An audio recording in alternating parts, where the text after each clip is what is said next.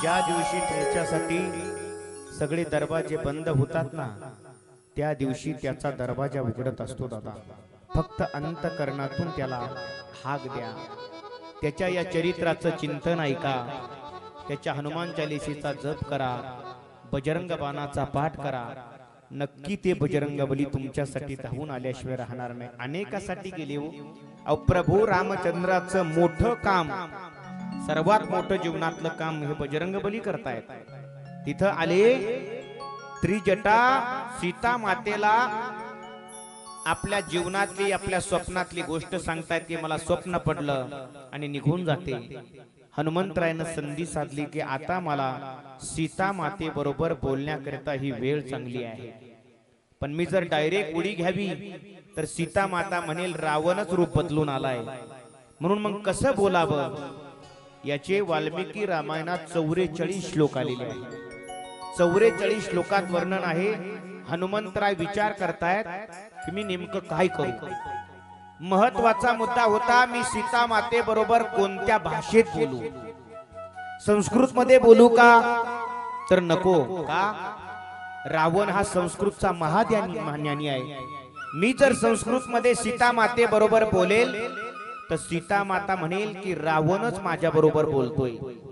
मग कोणत्या भाषेत बोलावं, कारण सीता मातेला सुद्धा अनेक भाषा अवगत होत्या. मग हनुमंतरायांनी सीता माते बरोबर बोलण्यासाठी भाषा निवडली अवधी भाषा, जी अयोध्येमध्ये बोलल्या जाते. आता डायरेक्ट हनुमंतरायांनी उडी नाही घेतली सीता मातेसमोर. मग झाडावर बसल्या बसल्या हनुमंतरायांनी तिथं रामकथा सुरू केली. हम कथा सुनाते राम सकल गुण गाती. हम कथा सुनाते राम सकल गुण गाती. ये रामायण है पुण्य कथा श्री राम की. ये रामायण है पुण्य कथा श्री राम की. हम कथा सुनाते राम सकल गुण गाव की. हम कथा सुनाते राम सकल गुण गाव की. ये रामायण है पुण्य कथा श्री राम की. ये रामायण है पुण्य कथा श्री राम की. हम कथा सुनाते राम सकल गुण गाव की. हम कथा सुनाते राम सकल गुण गाव की. ये रामायण है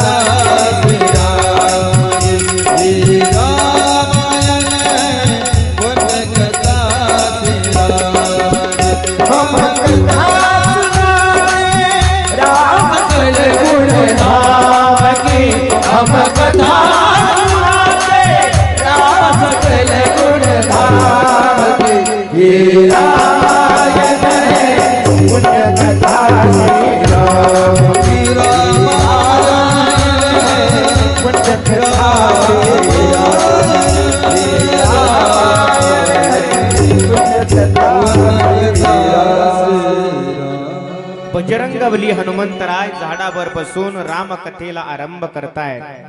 राजा दशरथो नाम रथ कुंजर बाजीनाम पुण्यशीलो महाकीर्तीर रिक्ष्वा कोणाम महायशः।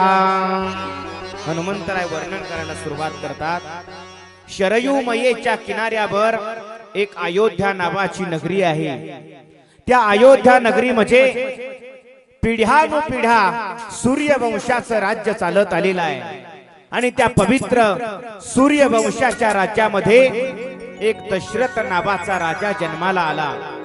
या दशरथाला 4 मुलं आहेत, 3 पत्न्या आहेत। त्यापैकी सगळ्यात ज्येष्ठ मुलगा प्रभू रामचंद्र आहे। त्या प्रभू रामचंद्रांचा विवाह मिथिला नगरीमध्ये पार पडला। त्यानंतर प्रभू रामचंद्रांना वनवासाला जावं लागलं। मग तो वनवासातला प्रसंग ऐकायला सुरुवात करतायत आणि खाली सीता माता ऐकते की वनामध्ये जात असताना चित्रकूटाचं वर्णन केलं आणि पंचवटीमध्ये जेव्हा सुवर्ण मृगाच्या पाठीमागे राम प्रभू गेले, लक्ष्मणजी सुद्धा गेले आणि त्यावेळेला रावण आला आणि सीता मैयेला घेऊन गेला। हे जेव्हा सीता मातेनं ऐकलं, सीता माता इकडं तिकडं पाहू लागली की अरे मग एवढं जर खरं सांगतोय तर तू माझ्या समोर का येत नाही? कोण आहे? काय असतं माहितीये का, मार्केटिंग करणारा जो माणूस असतो ना, त्यानं असं मार्केटिंग करायचं असतं की समोरच्या माणसाला इतकं बोलायचं आणि इतकं बनवायचं असतं की आपली गोष्ट तो लगेच मान्य करण्याकरता तयार झाला पाहिजे। आणि ही सगळ्यात महत्वाची गोष्ट जर कुणाकडनं शिकायची असेल तर या महिला मंडळीकडनं शिकायची। आपल्या नवऱ्यानं आपण सांगितलेली गोष्ट अगदी हू का चू न करता ऐकून घेतली पाहिजे। ही गोष्ट फक्त यांनाच माहिती आहे। कधी बोलायचं, काळ वेळ सगळं यांच्याकडे असतं, ते यांना मार्केटिंगची फार कळते। तसं हनुमंतराय सुद्धा त्यावेळेला असा प्रसंग टाकतायत की सीता माता म्हणते कोण आहे, मग माझ्या बरोबर बोलत का नाही? हनुमंतराय वर्णन चालूच ठेवतायत। सीता मातेला रावणानं पळवून नेलंय। मग सीता मातेचा शोध घेत राम प्रभू आणि लक्ष्मणजी चित्रकूटामध्ये येत आहेत, किष्किंधा नगरीमध्ये येत आहेत। सुग्रीवा बरोबर मैत्री होते, वालीला मारतायत आणि दक्षिण दिशेला एक तुकडी पाठवण्यात येते। त्या तुकडीपैकी एक छोटस वानर 100 योजनाचा सागर पार करून लंकेमध्ये येतय। लंकेतल्या अशोक वाटिकेमध्ये येतोय आणि एका झाडावर बसून सर्व काही चर्चा ऐकतोय। असं म्हटल्या बरोबर सीता माता झाडाकडे बघायला लागली, अरे हे सगळं तू खरं बोलतोय, मग माझ्या समोर का येत नाही? आता सीता मातेला उत्सुकता झालेली आहे, कोण आहे, कोण आहे? हनुमंतरायांनी लगेच झाडावरनं आवाज दिला, जय श्रीराम, जय जय श्रीराम। सीता मातेच्या समोर हनुमंतराय प्रगट झालेली आहे। छोटस बाल रूप घेतलेलं आहे। सीता मातेला प्रणाम करतायत। सीता मातेनं पहिला प्रश्न विचारला, तू कोण आहेस? तर हनुमंतराय हात जोडून सीता मातेला सांगतायत, रामदूतमय मात जानकी सत्य शपथ करुणा निधान की। मी राम प्रभूची शपथ घेऊन सांगतोय, मी रामाचा दूत आहे आणि जानकी माझी आई आहे। ज्या वेळेला हे वाक्य सीता मातेनं ऐकलं ना, अहो राम प्रभूने पदव्या नाही लावल्या, हनुमंतरायांनी पदव्या नाही लावल्या, नाही त्या पदव्या किती होत्या हनुमंतरायकडे, मनोजवम मारुत तुल्य वेगम जितेंद्रियम बुद्धिमताम वरिष्ठम। पदव्यांचा भडीमार होता, पण नाही, एका वाक्यात उत्तर दिलंय, रामदूतमय मातु जानकी। रामाचा दूत आहे आणि जानकी माझी माता आहे। जानकी मैयेनं सुद्धा एका क्षणात ओळखलं, अरे 7 समुद्रा पलीकडून या लंकेत आलेला एक हा संन्यासी आणि इथं येऊन, नाहीतर या लंकेमध्ये कोण कुणाला भाऊ बहीण आई समजतोय, पण या भोगवादी देशामध्ये येऊन सुद्धा जो हात जोडून म्हणतो की जानकी माझी आई आहे, नक्की हा लंकेतला नाहीये, हा नक्की लंकेतला नाहीये, मग हा नक्कीच भारतातला आहे आणि माझ्या छत्रपती शिवाजी महाराजांच्या राज्यातला आहे. आणि मग त्यावेळेला जानकी मैयेला हनुमंतरायाचा विश्वास बसतोय, कारण सीता मैयेच्या अंतकरणात विश्वास संपादन करायचा होता हनुमंतरायांना. कारण विश्वासितो करी स्वामीवरी सत्ता, विश्वास महत्वाचा असतो महाराज. आणि मग त्याच वेळेला आता हनुमंतराय जानकी मातेला सांगतात, माते माझ्यामध्ये एवढी ताकद आहे की मी या रावणाच्या लंकेसहित तुम्हाला सुद्धा माझ्या पाठीवर बसून आत्ताच्या आत्ता प्रभू जवळ नेऊ शकतो. सीता माता म्हणते, अरे तुला विश्वास आहे रे, पण तुझी माझी ही भेट पहिलीच आहे, मला विश्वास नाही ना. तू मला पाठीवर नेऊ शकतो, 100 योजनाचा सागर आहे मध्ये. आणि का रे, जरी मी तुझ्या पाठीवर बसून निघाले आणि लंकेतल्या राक्षसांना जर कळालं तर ते तुझ्यावर आक्रमण करतील. समुद्रावरनं जात असताना युद्ध होईल आणि त्या युद्धामध्ये जर तुझ्या पाठीवरून मी खाली पडले तर माझ्या जीवाला धोका आहे, म्हणून मी येऊ शकत नाही. आणखी सांगितलं की अरे 10 महिने झाले मी माझ्या पतीपासून बाजूला आहे आणि आज मी तुला जर स्पर्श केला तर तो माझ्या पतीच्या नाभाला पट्टा असेल, म्हणून मी तुला, तू जरी माझ्या मुलासारखा असेल पण तरी मी तुला नाही स्पर्श करू शकत. आणि महत्वाचं वाक्य बोलली सीता माता, हनुमान अरे मला तू घेऊन जाणार म्हणजे चोरूनच नेणार ना रे. अरे त्या पापी रावणानं मला चोरून आणलं, तसं तुम्ही सुद्धा मला चोरूनच नेणार का रे. मी काय चोरून नेण्याची वस्तू आहे का. हनुमान जा, तुझ्या श्रीरामाला सांग मी यायला नकार देते आहे. असंख्य सैन्य घेऊन या लंकेमध्ये या पापी रावणाला धडा शिकवा आणि त्याला आणि त्याच्या कुळाला, त्याच्या कुळासहित त्याला मारून टाका. नवे नवे त्याला सहकार्य करणाऱ्या प्रत्येकाला दंड द्या. सीता माता हनुमंतरायाला सांगून टाकते, मी येणार नाही. आणि माता म्हणते, हनुमान अरे तू म्हणतो ना वानर घेऊन येतील प्रभू, अरे ही राक्षस आहेत लंकेत, ही राक्षस तुझ्या त्या वानरांना काकडी सारखं खाऊन टाकतील. हनुमंतराय म्हणतात, माते या वानरातलं सगळ्यात दुबळं वानर मी आहे, मला उडता येतं चांगलं म्हणून मला पाठवलंय, बाकीची सगळी मोठी मोठी आहेत, मी सगळ्यात दुबळा आहे. आता सीता मातेला काय माहिती, हे काकडी सारखं राक्षस खाऊन टाकतील ना, ही काकडी किती कडू आहे हे कुणालाच माहिती नव्हतं ना हो. हनुमंतराय म्हणतात, आता काकडी किती कडू आहे हे मातेला दाखवून देऊ आपण. आणि महाराज त्याच वेळेला आता हनुमंतरायांनी मनामध्ये विश्वास पक्का केलाय. बस त्रिजटेनं सांगितलंय ना की माझ्या स्वप्नात वानर आलं आणि त्यानं येऊन काय केलं, त्यानं लंका जाळली. बस आता मला इथं हे काम करायचंय. हात जोडले, प्रभू रामचंद्रांना वंदन केलं, प्रभू माझ्या जीवनामध्ये मला हे मोठं काम करायचंय, आता तुम्ही मला ताकद द्या आणि हे सगळं कार्य करण्याकरिता तुम्हीच मला सहकार्य करा. महाराज त्याच वेळेला अचानक प्रभू हनुमंतराय सीता मातेला म्हणतायत, माते मला भूक लागलेली आहे ग, मला फळं खायचे, मला परवानगी देतेस. माता म्हणते, ही अशोक वाटिका आहे, फळं खायला जाशील तर दंडुके पडतील. म्हणे माते तुम्ही फक्त परवानगी द्या, बाकीचं मी बघतो. हनुमंतरायाला परवानगी मिळाली, झाडावर गेले. आता फळं खायचीच नव्हती हो, फक्त नासधूस करायची होती, लंकेत जायचं होतं. झाडं मोडायला लागली, फळं खायला लागली. जेव्हा काही सैनिक, काही राक्षस हनुमंतरायावर आक्रमण करून आली, हनुमंतरायांनी बेदम मार दिला. जेव्हा रावणाच्या लंकेमध्ये कळालं एक वानर आलंय आणि त्या वानराने त्या संपूर्ण अशोक वाटिकेमध्ये विध्वंस चालवलाय, आणि त्याच वेळेला रावणाने आपला मुलगा अक्षय कुमार हनुमंतरायांना मारण्यासाठी पाठवलं महाराज. आणि अक्षय कुमार जेव्हा सैनिक घेऊन त्या अशोक वाटिकेमध्ये येतोय, आता बघा समुद्राचं उड्डाण करून येताना अंगदजीला म्हणत होते जांबुवंत जा. अंगदजी काय म्हटला होता, जर तिथं अक्षय कुमार असला तर माझी अर्धी शक्ती नष्ट होईल, मी परत समुद्रावर नाही येऊ शकत नाही. आणि घडलं तेच. रावणानं पहिल्यांदा पाठवलं अक्षय कुमाराला का त्याची अर्धी शक्ती कमी करावी. पण ते हनुमंतराय आहेत हो, हनुमंतरायाची शक्ती कमी होत नाही.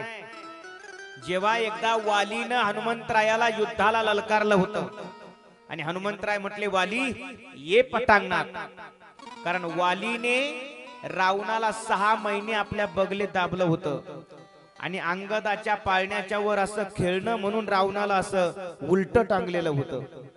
वालीची ताकद होती. त्याला वाटलं मी हनुमंतरायाला मारेल. हनुमंतरायाला ललकारलं. हनुमंतराय म्हणतात ठीक आहे, उद्या सकाळी 9 वाजता आमना सामना होऊन जाऊ दे.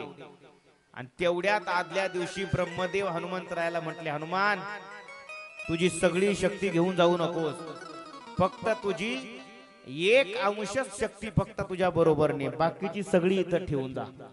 हनुमंतरायानं फक्त आपली 1% शक्ती बरोबर नेली. आणि वालीला वरदान होतं, त्याच्याकडे हार होता, समोरच्याची अर्धी शक्ती माझ्यात येईल अशी.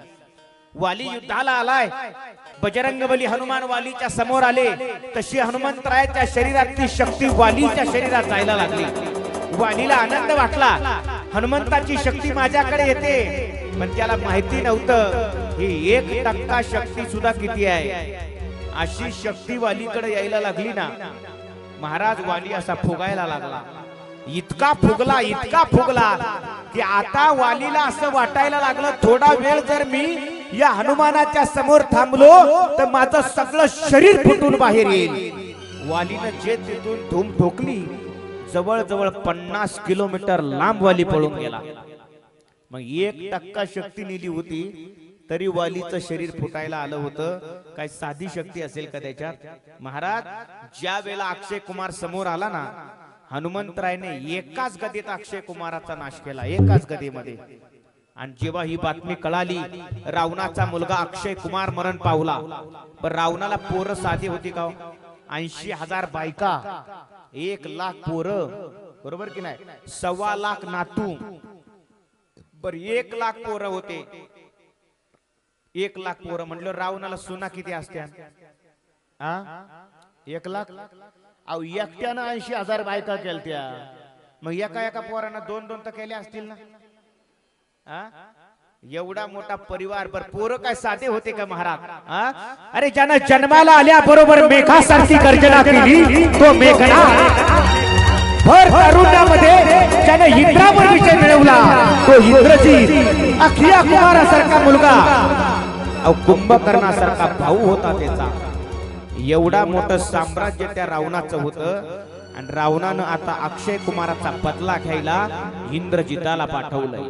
बस हा इंद्रजित आला की आपल्याला रावणाच्या सभेमध्ये जायचंय आता. कारण इंद्रजिताकडे मोठं अस्त्र होतं महाराज, त्याच्याकडे वीरघातिनी होती, ब्रह्मपाश होते, ब्रह्मास्त्र होतं. आणि हनुमंतरायाला ब्रह्मदेवाचं वरदान होतं की माझे ब्रह्मपाश तुला काहीच करणार नाही.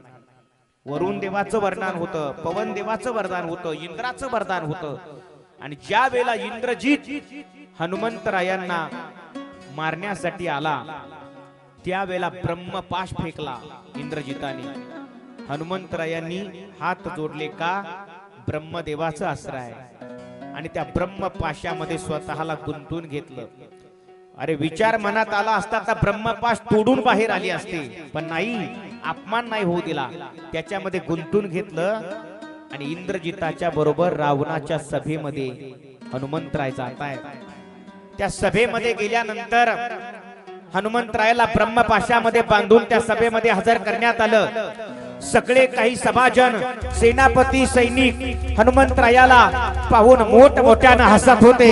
अरे हे माकड या लंकेत आलं आणि हैदोस बांधतोय, याला ठार करा. कुणी म्हणतंय आमच्या ताब्यात या, बघतो याच्याकडे आता त्याचं काय केलं पाहिजे. आणि त्याच वेळेला रावणानं फरमान काढलं, महाराज या माकडाने हैदोस केलाय ना, मग जा या माकडाला मृत्यूदंड द्या. तसा विभीषण उठून उभा राहिला. दादा तो दूत आहे आणि दूताला अभय द्यावं लागतं, त्याला मृत्यूदंड देता येत नाही. तेवढ्यात हनुमंतराय रावणाकडे पाहून बोलायला लागले, रावणा मला ओळखलास कोण आहे? अरे मी त्या प्रभू रामचंद्राचा दूत आहे. मग इथं कशाला आलाय? हात जोडले आणि रावणाला त्या सभेत ठणकावून सांगितलं, रावणा अरे दशरथ महाराजांचा मुलगा रामचंद्र आणि त्या रामचंद्र प्रभूंची बायको सीता, तिचं तू चोरून अपहरण केलेलं आहे आणि म्हणून मी तिच्या शोधाकरता इथं आलेलो आहे. हनुमंतराय हे रावणाच्या सभेत बोलले, काय तू चोरून सीतेला आणलेला आहे? हे का बोलले माहितीये? हनुमंतरायाला माहिती होतं मी हे जे बोलतोय ना हे संसदेत बोलतोय, कारण ती रावणाची संसद होती. मी हे जे बोलतोय ते संसदेत बोलतोय आणि संसदेमध्ये रावणाचे सगळे मंत्री आहेत, त्यांनाही कळायला पाहिजे की आपला राजा चोर आहे, एका स्त्रीला चोरून आणतोय. आणि हे जे संसदेत बोलेल ना हे काही क्षणातच मीडियामध्ये येणार आहे आणि रावणाच्या प्रजेला सुद्धा कळेल आपला राजा चोर आहे, त्यानं चोरी करून सीतेला आणलेला आहे. म्हणून ठणकावून हनुमंतरायाने तिथं महाराज रावणाला सांगितलं, तू चोर आहे, चोरून आमच्या सीतेला आणलेला आहे आणि म्हणून त्या सीता मातेचा शोध घेण्यासाठी मी प्रभूंचा दास आज या लंकेमध्ये आलेलो आहे. जेव्हा ही सगळी बातमी कळते ना महाराज, तेव्हा हनुमंतरायाला रावण म्हणतो, हनुमान तू लंकेमध्ये येऊन मग फळं का तोडलीस, झाडाचा विध्वंस का केला? म्हणे काय नाही, मी फळं खात होतो, तुमचे सैनिक माझ्यावर आक्रमण करून आले, मग मी बी त्यांना दणका दाखवला. म्हणे तुला मृत्यूदंड द्यायला पाहिजे, पण विभीषण म्हटला देता येणार नाही. मग काय करावं? हनुमंतरायांनी सरस्वतीला हात जोडले, माते आता काम माझं होऊन जाऊ द्या, रावणाच्या जिभेवर जाऊन बसा. सरस्वती माता रावणाच्या जिभेवर जाऊन बसली आणि रावणाच्या मुखातून शब्द निघाले, अरे या वानराला त्याची शेपटी प्रिय आहे ना, मग याच्या शेपुटीला आग लावा, या वानराला अद्दल घडवा. महाराज तसा त्या रावणाच्या नगरीमध्ये एकच जयघोष झाला, महाराज लंकेश की जय. एकच जयघोष झाला महाराज. बरोबर आहे म्हणे, याच्या शेपटीला आग लावा, याला शेपटी प्रिय आहे. आणि मग आता शेपटीला आग लावण्यासाठी सगळं सैन्य आलंय. मग कोण कोणी काय काय साहित्य आणतं त्याची यादी आपल्या समोर आता मांडणार आहे. तत्पूर्वी एकदा सगळ्यांनी आपापल्या जागेवर उभं राहा. आपण सर्वजण भगवंताचं भजन करूया आणि लगेच आपल्याला लंका दहनाचा प्रसंग पुढे पाहायचा आहे.